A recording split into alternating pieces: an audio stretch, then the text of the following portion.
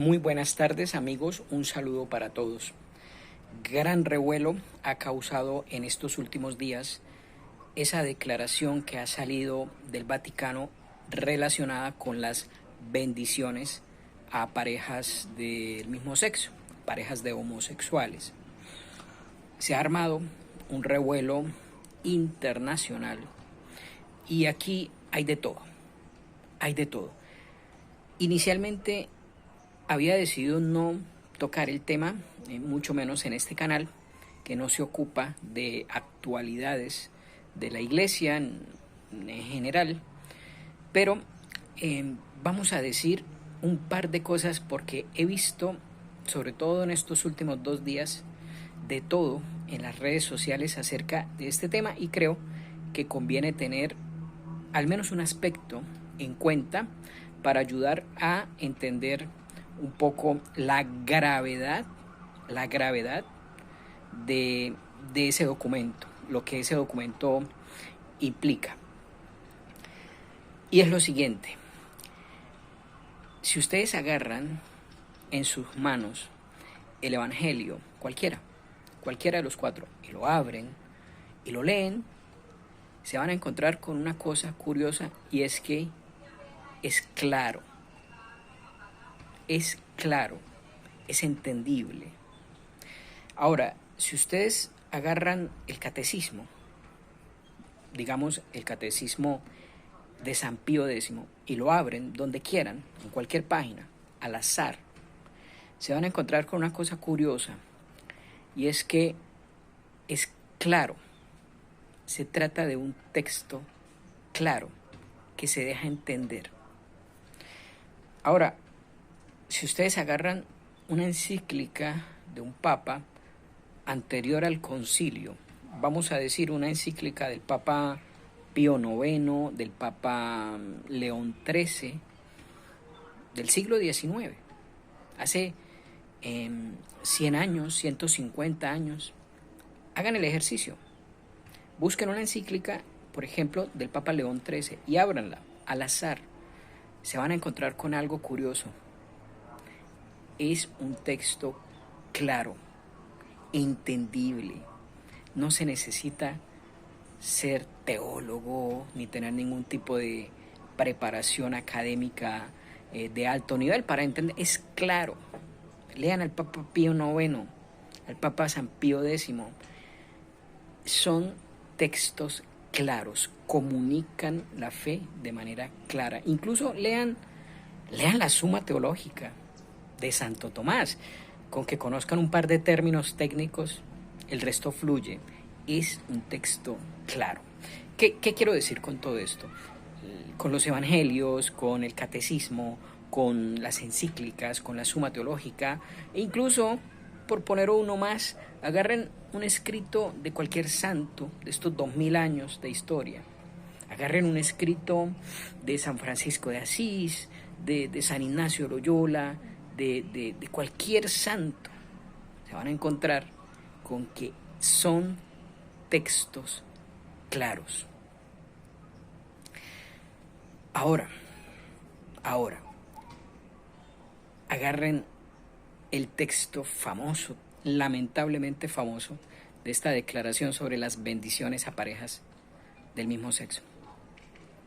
Se van a encontrar con un texto que permite ser leído de diversas maneras. El que quiere ver allí blanco, va a ver blanco. El que quiere ver allí negro, va a ver negro. Y el que entra a ese texto con la intención de ver rojo, va a ver rojo. El texto está escrito, yo lo leí. El texto está escrito de tal manera que admite diversas lecturas, diversas interpretaciones y abre la puerta tanto a las posturas más radicales como a las menos radicales en ese punto de la moral de la iglesia. Y esto, queridos amigos, es gravísimo, porque se trata de una forma de comunicar la fe que permite la ambigüedad, que posibilita lecturas que son contrarias a la moral de la Iglesia y a la tradición doctrinal de siglos de la Iglesia Católica. Y esto es muy grave, porque si algo ha distinguido por años los textos de los santos, de los teólogos, de los papas, de los concilios, si algo los ha distinguido, como decíamos al principio, es la claridad. Al pan, pan y al vino, vino. La libre interpretación es una doctrina protestante. Y entonces, claro, usted lea cualquier texto de algún pastor de esos de la época clásica del protestantismo, los primeros años, siglo XVI, XVII, y son unas empanadas mentales abiertas a que según la libre interpretación de cada uno, de ahí salga esto o lo otro. En la Iglesia Católica no. En la Iglesia Católica al pan se le dice pan, al vino, vino, y por eso la manera de comunicar la fe a través del texto, en el catecismo, en los decretos, en las declaraciones, etc., es clara. Es clara.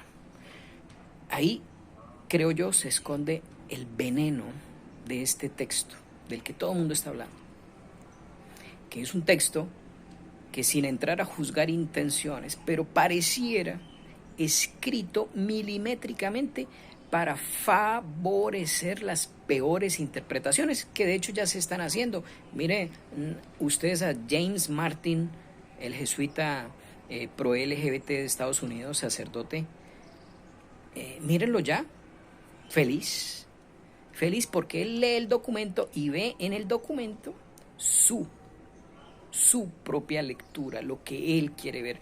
Y miren, los obispos de la lamentable Conferencia Episcopal Alemana, ellos también ya leyeron el documento y también felices porque ven en ese documento una puerta grande que se abre a un proceso que va a llevar tarde o temprano a la aceptación y bendición de todo tipo de sexualidades, en coherencia con la revolución anticristiana moderna que estamos presenciando. Ellos ven eso en el texto porque en el texto está eso, o por lo menos el texto lo permite. Otros han salido, claro, a ver blanco, porque ellos leen y ven blanco. Ese es el veneno del texto. Y ese es el veneno de todo el modernismo progresista desde San Pío X, que la manera de comunicar la fe es ambigua y abre puertas a interpretaciones para que las ideas vayan evolucionando, para ir cambiando las conciencias con el tiempo. Entonces ya no se le dice pan al pan y vino al vino, sino que, bueno, vamos a entrar a explicar el pan, así de alguna manera es pan, pero bueno, puede que quizá en algunas circunstancias, bajo algunos matices, pudiera llegar a ser que quizá para algunas personas en su coyuntura vital, podría ser que no sea exactamente lo mismo, porque pudiera.